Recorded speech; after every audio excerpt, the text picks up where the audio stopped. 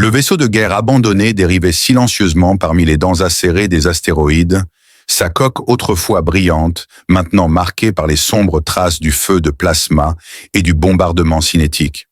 Kalin Voss, ajustant les stabilisateurs de son vaisseau de récupération endommagé Lumberwake, le manœuvra dans une dérive serrée, aux côtés de l'épave tordue du vaisseau abattu.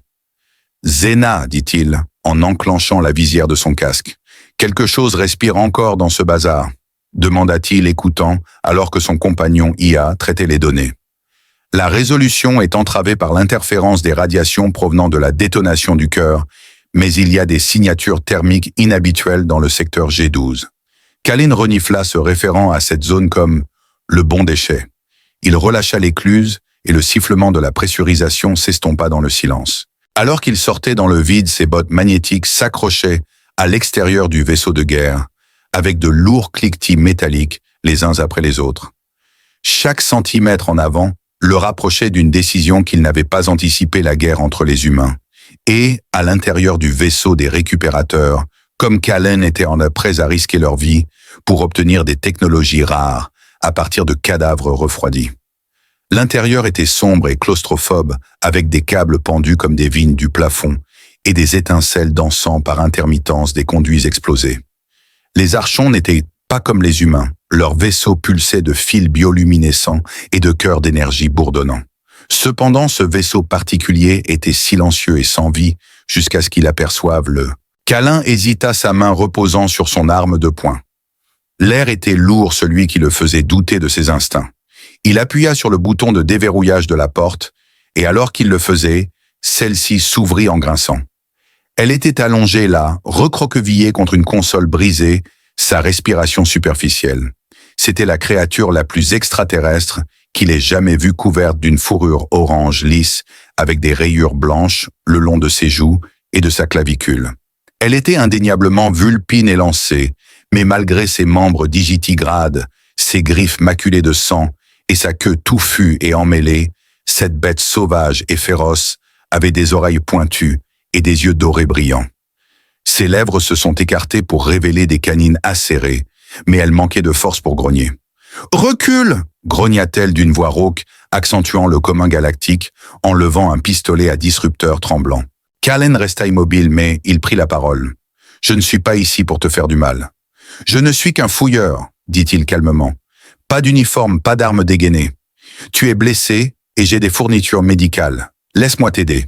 Tu es humain. » Elle siffla entre ses dents serrées. « C'est une raison suffisante pour te tuer, c'est juste. Mais si je voulais que tu sois mort, je n'aurais pas ouvert cette maudite porte. » Son doigt se serra sur la gâchette. Le pistolet tremblait dans sa main, à peine assez stable pour rester en position. Kalin, capitaine de Lumberwake, plissa les yeux dorés et murmura entre ses dents « Je m'appelle Salari. » Salari avança prudemment, s'agenouillant. « D'accord, Kalin, puis-je examiner cette blessure ?» demanda-t-elle avec réticence. Finalement, elle grogna et laissa le désintégrateur tomber au sol à côté d'elle. « Très bien, mais si tu essaies quoi que ce soit, tu me mordras la gorge. »« Je comprends, » dit-il en souriant et en ouvrant les scellés de son médi. « J'ai eu des menaces pires venant de robots de soudure en panne, » dit Salari, son pelage frémissant alors qu'il décollait. Elle souffrait d'une blessure horrible à l'arrière de son gilet pare-balles. Les éclats d'obus étaient profondément enfoncés dans son flanc et le sang continuait de s'écouler entre le tissu humide. Sa température corporelle montait contre ses gants et elle respirait de manière superficielle et rapide. « C'est grave », murmura-t-il en appliquant un patch coagulant pour arrêter le saignement. « Tu as de la chance parce qu'un centimètre de plus et ton poumon se serait effondré. » Elle grimaça. « Il pourrait encore le faire. » Kalin lui injecta un stabilisateur à large spectre. « Cela devrait engourdir la douleur et la garder en vie jusqu'à ce que je puisse l'emmener à mon vaisseau. »« Pourquoi » demanda-t-elle, la voix de plus en plus pâteuse. « Pourquoi me sauver ?» Il marqua une pause. La vérité était compliquée, embrouillée quelque part entre l'épuisement et un souvenir qu'il avait enterré il y a des années, d'une autre guerre, d'un autre ennemi et du même cycle fatigué. Parce que j'en ai fini de laisser les gens mourir pour la cause de quelqu'un d'autre. Les yeux de Salari se fermèrent doucement, son corps se détendant alors que les drogues prenaient effet. Kalin la souleva dans ses bras, elle était plus légère qu'elle n'en avait l'air bien que sa queue compliquait les choses, et se dirigea vers la sortie. « Zena » dit-il d'une voix calme et basse. « Prépare le salle de soins. »« J'emmène quelqu'un à bord, dit-il. »« Un prisonnier ou peut-être autre chose ?» Bee demanda. Alors qu'il traversait les couloirs faiblement éclairés, avec la tête de Salari reposant contre sa poitrine, Kalin ne pouvait se défaire du sentiment que cet acte de miséricorde l'avait engagé sur un chemin que l'équipage de récupération n'avait pas à suivre. Juste au moment où il s'apprêtait à partir, le cœur du réacteur du vaisseau de guerre émit un dernier frisson, un son sourd et vibrant qui résonna à travers le sol, comme si c'était le battement de cœur en colère et mourant de quelque chose d'ancien. Ce qui l'attendait était un mystère total. Les bottes de Kalin résonnaient contre le pont de l'Amberwack, alors que l'airlock se fermait derrière lui avec un sifflement. Salar restait inerte dans ses bras, mais un faible grognement grondait dans sa gorge. Alors que le sédatif s'estompait, sa queue se mit à frémir comme en signe de protestation, effleurant sa jambe avec une douceur qui démentait sa nature dangereuse. Zena, la spécialiste des salles médicales, annonça calmement, à travers les haut-parleurs, « Les scans vitaux sont calibrés pour la physiologie non humaine. Bon patch dans le scanner. » Kalin plaça doucement Salari sur le lit médical du vaisseau et ordonna au capitaine de rediriger l'énergie auxiliaire du vaisseau vers les systèmes de furtivité. Le scanner médical s'alluma pulsant faiblement au-dessus du corps poilu de Solari. Kalin observa en silence, alors que les signes vitaux défilaient sur l'écran, un rythme cardiaque élevé, une fièvre dangereusement élevée, une hémorragie interne, contenue pour le moment, mais instable. Ses yeux à peine ouverts avaient des iris dorés qui brillaient comme des soleils jumeaux. Les oreilles de Solari se redressèrent, mais elle resta silencieuse en laissant Kalin lui injecter un analgésique, ses griffes tressaillant de manière incontrôlable, alors que le produit chimique pénétrait dans son sang. « Tu aurais dû me laisser, » dit-elle, mais il était trop tard. Kalin murmura alors en prenant une pilule dans le casier de fourniture, demandant « Tu t'attends à une récompense ? Je m'attends à ce que tu arrêtes de parler avant de rouvrir cette blessure. J'étais un médecin de combat avant de me tourner vers le sauvetage, et il a dit « Je sais comment briser les gens. Je préfère juste les réparer. » Salari cligna lentement des yeux, ce qui n'est pas la manière humaine. Kalin ricana amèrement, lui disant de ne pas laisser la propagande la tromper. « La guerre nous ronge. » Salari possédait une élégance imposante des muscles et une grâce enveloppée dans une fourrure aux teintes de feu avec des motifs bioluminescents traçant des coussinets complexes et délicats le long de son cou et de ses épaules. L'estomac de Kalin se serra alors qu'il murmurait entre ses dents, regardant Salari. Elle chuchota que les deux vaisseaux étaient déjà en route, mais il se tourna vers la console et s'y mit à frapper.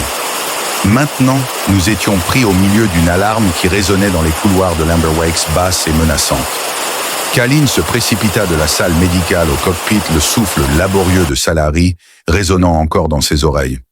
Les consoles s'illuminèrent avec des avertissements de proximité, alors que deux points se rapprochaient rapidement de directions différentes, naviguant entre les plus gros astéroïdes qui formaient le parcours d'interception de la patrouille de l'Alliance de la zone morte. La voix de Zena était visiblement plus aiguë que d'habitude, et elle rapporta qu'un vaisseau arcane les poursuivait ou coordonnait leurs mouvements. Kalin murmura entre ses dents, en actionnant une série de commutateurs déclarant « À moins qu'il n'y ait un problème sérieux, le camouflage actif du moteur est prêt. Eh bien, on a une chance, et donne-moi tout ce qu'elle a. » Il saisit le palonnier manuel et les capteurs inertiels détectèrent chaque mouvement.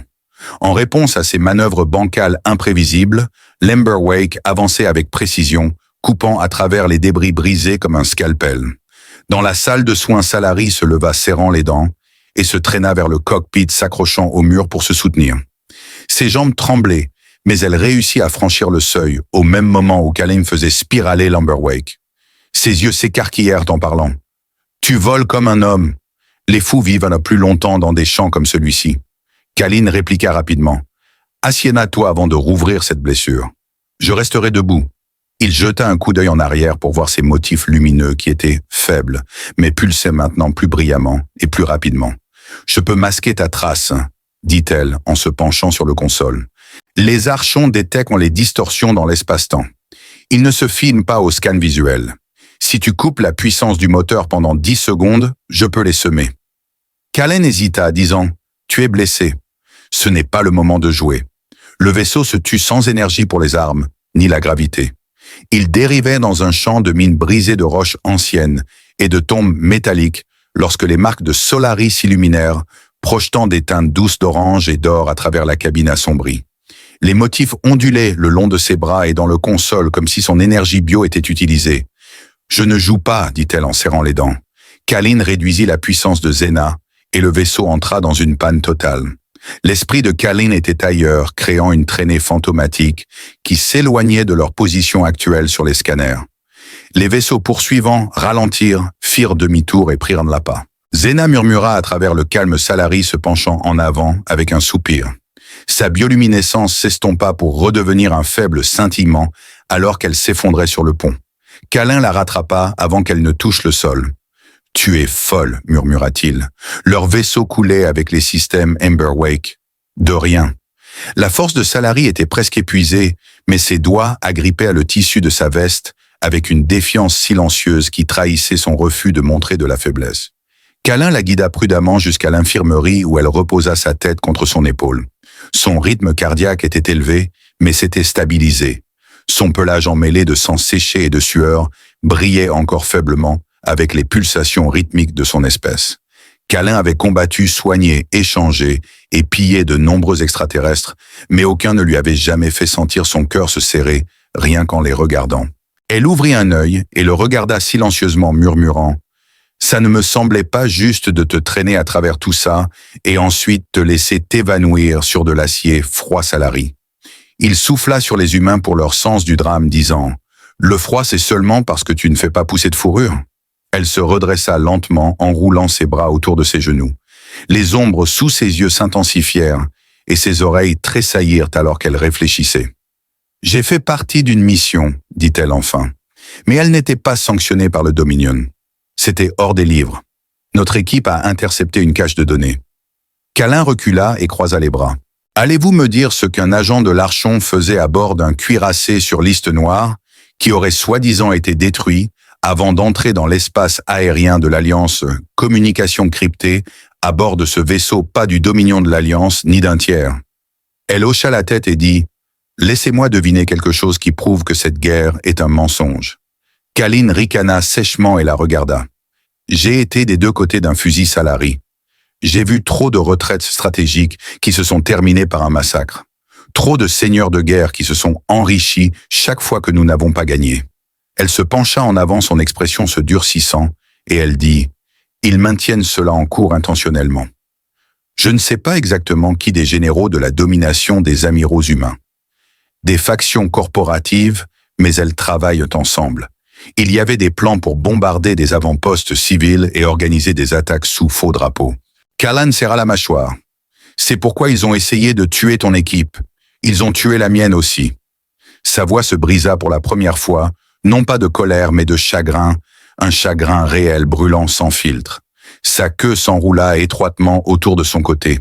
« J'aurais dû mourir avec eux. » Il s'approcha, posant une main sur le bord de son lit. « Tu n'es pas morte, tu es ici, et si ce que tu dis est vrai, nous devons diffuser cette information. » Elle hocha lentement la tête, ses yeux scintillant de douleur et de feu. J'ai un fragment d'un câlin, passa ses doigts dans ses cheveux et murmura « Je suppose que cela fait de toi la personne la plus dangereuse de la galaxie en ce moment. » Salari esquissa un léger sourire. « Et tu es coincé avec moi. » Le bourdonnement des moteurs de l'Umberwakes reprit alors que Kalin l'aidait à sortir de la dérive d'obscurité. Le champ d'astéroïdes s'éclaircit progressivement autour d'eux, remplacé par l'espace ouvert et des étoiles lointaines. Pour le moment, ils étaient hors réseau des fantômes cachés. Salar était assise droite dans la salle de soins, ses blessures bandées et son pelage poli, mais l'odeur du sang persistait. Elle était restée silencieuse depuis qu'elle avait divulgué les preuves cryptées dans sa neuromatrice et Kalin ne pouvait pas lui en vouloir. C'était un fardeau énorme. Il revint tasse thermique à la main, l'arôme du bouillon, riche en protéines flottant dans l'air recyclé, et il dit « C'est la chose la plus proche de la nourriture que j'ai et qui ne te tuera pas. » Salim prit une bouffée, hocha légèrement la tête et s'installa dans son siège. « Ça sent la mousse bouillie, » dit-il en se référant à l'odeur sur le paquet. « Je suppose que c'est la partie où tu demandes si j'ai l'intention de te trahir, » demanda-t-elle avec un emphatique « non ». Elle but le bouillon par instinct plutôt que par confiance. « Alors qu'ils se regardèrent dans les yeux à travers la lumière tamisée de la salle de soins, elle remarqua que ton odeur avait changé lorsque tu évoquas la guerre, un signe que tu ne mentais pas et que tu avais perdu des choses. Kalin cligna des yeux et remarqua « Tu peux sentir les mensonges, moi, je peux sentir la douleur dans sa voix. » Il détourna son attention de Zena et parla à voix haute. « Affichez les cartums stellaires. Mettez en surbrillance les stations de relais du réseau de préférence, celles qui ne sont pas contrôlées par l'Alliance ou le Dominion. » La voix de l'IA répondit instantanément, et 3 candidats étaient à portée de saut. Le signal le plus fort provenait de la station Orlo, un ancien centre minier désormais utilisé par les contrebandiers et les déserteurs. Kalin se retourna vers Salari et dit « Nous y allons. Tu rencontreras à mon contact quelqu'un qui me doit une faveur. S'il y a un moyen d'extraire les données de ta grille sans griller ton... Elle le trouvera si tu lui fais confiance. Ma confiance est qu'elle déteste la guerre plus que l'argent. » Les yeux de Salar se plissèrent alors qu'il se levait et atteignait les commandes. Il fixa ensuite les coordonnées pour le saut FTL et elle se mit à ses côtés au tableau de bord. Il pouvait sentir sa chaleur et les vibrations subtiles de sa présence lorsqu'elle se tenait trop près. « Je veux te croire », murmura-t-elle. « Je veux te croire. » Il plongea son regard dans ses yeux dorés lumineux et répondit « Alors prouvons-le. » D'un dernier ordre, les étoiles se courbèrent en ligne et l'Emberwake se précipita vers une station secrète. L'Alliance était fragile, mais ils pouvaient compter l'un sur l'autre. Alors qu'ils émergèrent de la lumière du voyage rapide, les étoiles se recentrèrent autour de la forme usée de la station Orlo, qui pendait de manière inclinée près d'une planète morte, son ancien trou réparé avec des alliages disparates et des plaques renforcées lui donnant l'apparence d'un cimetière. Au lieu d'une base entièrement opérationnelle, Kalin avait une meilleure idée. Les Orlos prospérèrent dans l'obscurité en silence, avec leurs balises éteintes et leur armure endommagée. Alors qu'ils approchaient de l'anneau de docking Salari, se tenait derrière lui, sa queue battant l'air distraitement. Elle portait l'une des vestes de rechange de Kalin sur son armure, les manches retroussées pour révéler son pelage rayé orange, qui, bien que ne couvrant pas complètement ses marques, pouvait être pris pour une modification exotique si quelqu'un le demandait. Alors que la station se rapprochait, Salari demanda « Pourquoi as-tu dit qu'elle te devait quelque chose ?» Kalin stabilisa l'accélérateur et fixa l'horizon. « Elle s'appelle RX. C'est une exobiologiste devenue spécialiste en cybernétique. Elle m'a sauvé la vie quand j'étais piégé dans un tunnel sur le point de s'effondrer et une détonation de plasma. Elle a reconstruit la moitié de ma colonne vertébrale. » Les oreilles de Solari se dressèrent et elle resta dehors au lieu de retourner dans les mondes intérieurs. Au lieu de cela, elle parla de la façon dont la science ne vit pas dans le confort mais dans le désespoir. L'Ambrevac accosta avec un bruit sourd et siffla, et la pression s'égalisa lorsque les pinces de l'écluse furent activées. « Es-tu sûr que cet endroit est sûr? Tout va bien. » Silari demanda ses griffes, ajustant déjà son holster de ceinture. Kalin sourit nerveusement, clairement non. Ils descendirent ensemble du vaisseau, dans l'air recyclé aigre-dolos. Les couloirs étaient sombres et étroits, un labyrinthe de métal tordu et de lumière vacillante. Des créatures de toutes formes et tailles les croisaient, y compris des humains, des marchands de reptiles, des charognards, à plumes et des créatures avec claquants. Personne ne se regardait et personne ne s'en souciait. C'était la règle non écrite d'Orlos. Le laboratoire de RX était situé dans le quadrant inférieur à la station dissimulée derrière 3 cloisons étanches et un scanner rétinien encore fonctionnel. Une voix bourrue les accueillit à l'ouverture de la porte. Kalin ne put s'empêcher de sourire, pensant « Je ne serais pas ici si j'étais toi ». La femme qui les accueillit était petite et trapue, avec un bras gauche mécanique qui allait jusqu'à ses os. Ses cheveux étaient un enchevêtrement de tresses et de fils, et sa blouse de laboratoire portait des écussons de 6 corps médicaux différents. « Tu as amené une invitée », remarqua Rick, étudiant Salari avec une curiosité manifeste. « Je ne pensais pas que tu aimais la compagnie. C'est la raison pour laquelle je suis encore ici. » Kalin répondit simplement, et le Solari resta silencieuse, son regard fixé sur tout ce qui l'entourait. Rix leur fit signe d'entrer dans une petite pièce remplie de machines bipantes et de biolyse. RX désigna une chaise de diagnostic et Salari jeta un coup d'œil à Kalin, qui hocha la tête subtilement. Salari s'assit, sa queue enroulée autour de la base.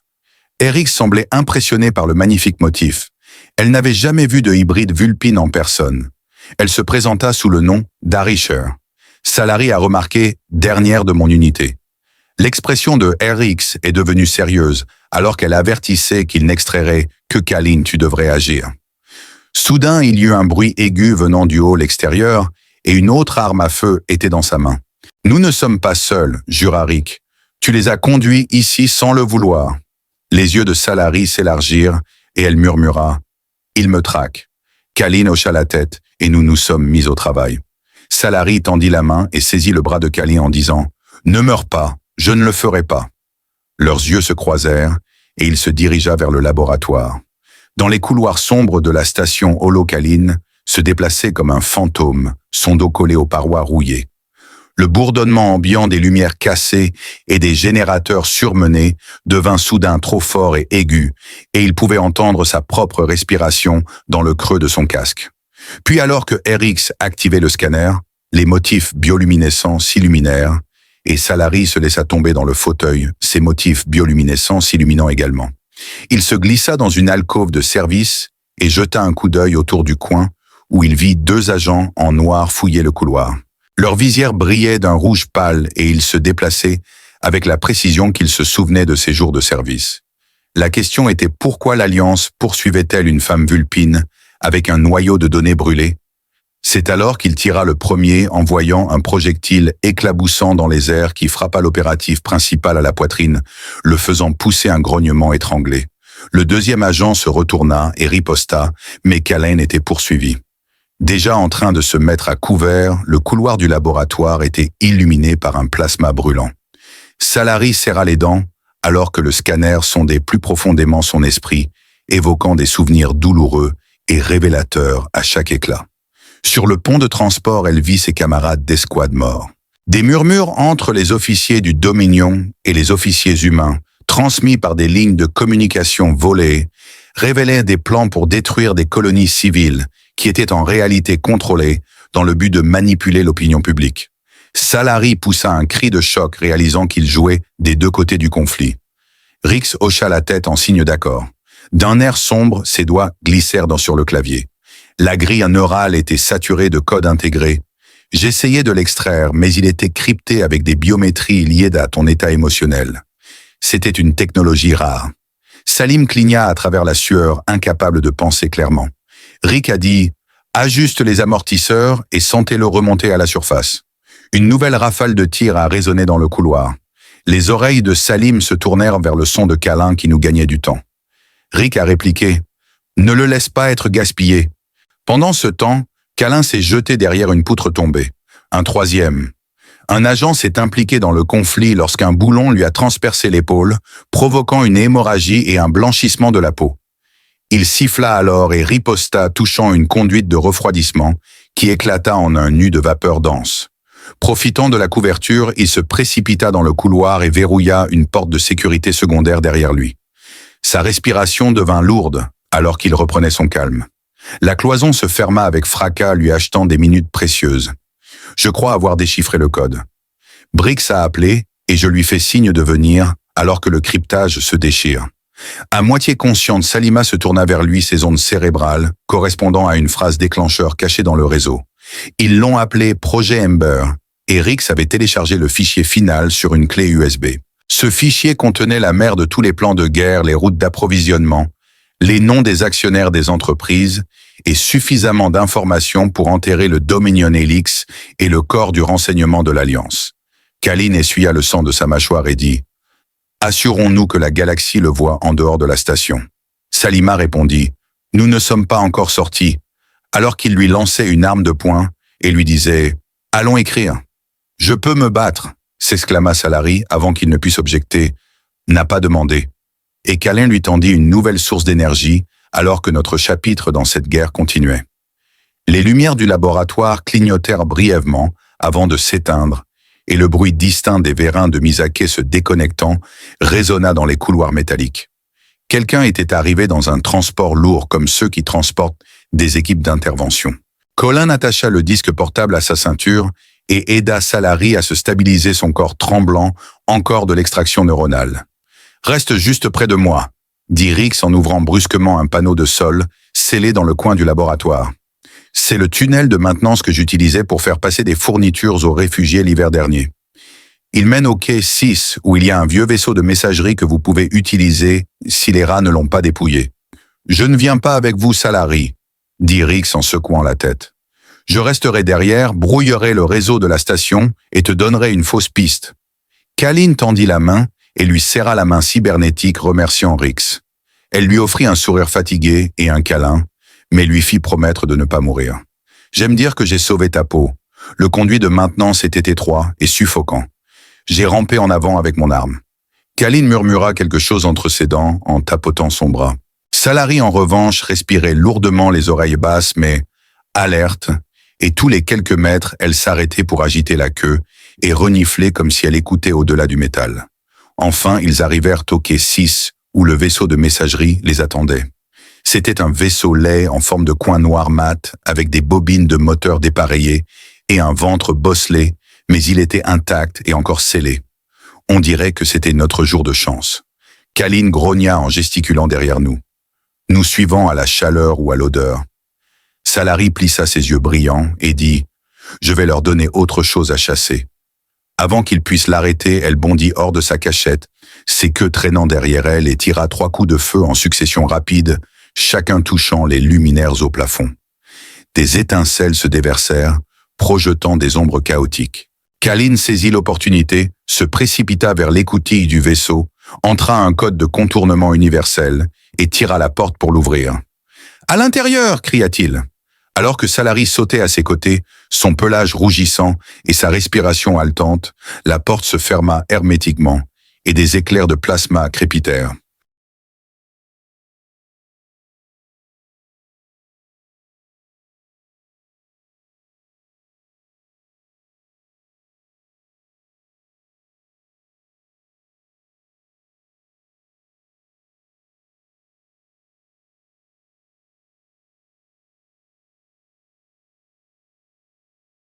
Le vaisseau de guerre abandonné dérivait silencieusement parmi les dents acérées des astéroïdes, sa coque autrefois brillante, maintenant marquée par les sombres traces du feu de plasma et du bombardement cinétique. Kalin Voss, ajustant les stabilisateurs de son vaisseau de récupération endommagé Lumberwake, le manœuvra dans une dérive serrée, aux côtés de l'épave tordue du vaisseau abattu. « Zena » dit-il, en enclenchant la visière de son casque. « Quelque chose respire encore dans ce bazar » demanda-t-il écoutant alors que son compagnon IA traitait les données. La résolution est entravée par l'interférence des radiations provenant de la détonation du cœur, mais il y a des signatures thermiques inhabituelles dans le secteur G12. Kalin renifla se référant à cette zone comme « le bon déchet ». Il relâcha l'écluse et le sifflement de la pressurisation s'estompa dans le silence. Alors qu'il sortait dans le vide, ses bottes magnétiques s'accrochaient à l'extérieur du vaisseau de guerre, avec de lourds cliquetis métalliques les uns après les autres. Chaque centimètre en avant le rapprochait d'une décision qu'il n'avait pas anticipé, la guerre entre les humains. Et, à l'intérieur du vaisseau des récupérateurs, comme Kalin était en prêts à risquer leur vie pour obtenir des technologies rares à partir de cadavres refroidis. L'intérieur était sombre et claustrophobe, avec des câbles pendus comme des vignes du plafond et des étincelles dansant par intermittence des conduits explosés. Les archons n'étaient pas comme les humains. Leurs vaisseaux pulsaient de fils bioluminescents et de cœurs d'énergie bourdonnants. Cependant, ce vaisseau particulier était silencieux et sans vie jusqu'à ce qu'il aperçoive le... Kalin hésita, sa main reposant sur son arme de poing. L'air était lourd, celui qui le faisait douter de ses instincts. Il appuya sur le bouton de déverrouillage de la porte, et alors qu'il le faisait, celle-ci s'ouvrit en grinçant. Elle était allongée là, recroquevillée contre une console brisée, sa respiration superficielle. C'était la créature la plus extraterrestre qu'il ait jamais vue, couverte d'une fourrure orange lisse avec des rayures blanches le long de ses joues et de sa clavicule. Elle était indéniablement vulpine et lancée, mais malgré ses membres digitigrades, ses griffes maculées de sang et sa queue touffue et emmêlée, cette bête sauvage et féroce avait des oreilles pointues et des yeux dorés brillants. Ses lèvres se sont écartées pour révéler des canines acérées, mais elle manquait de force pour grogner. « Recule !» grogna-t-elle d'une voix rauque, accentuant le commun galactique en levant un pistolet à disrupteur tremblant. Callen resta immobile, mais il prit la parole. « Je ne suis pas ici pour te faire du mal. »« Je ne suis qu'un fouilleur, » dit-il calmement. « Pas d'uniforme, pas d'armes dégainées. Tu es blessé et j'ai des fournitures médicales. Laisse-moi t'aider. Tu es humain. » Elle siffla entre ses dents serrées. « C'est une raison suffisante pour te tuer, c'est juste. Mais si je voulais que tu sois mort, je n'aurais pas ouvert cette maudite porte. » Son doigt se serra sur la gâchette. Le pistolet tremblait dans sa main, à peine assez stable pour rester en position. Callen, capitaine de l'Amberwake, plissa les yeux dorés et murmura entre ses dents « Je m'appelle Salary. » Salary avança prudemment.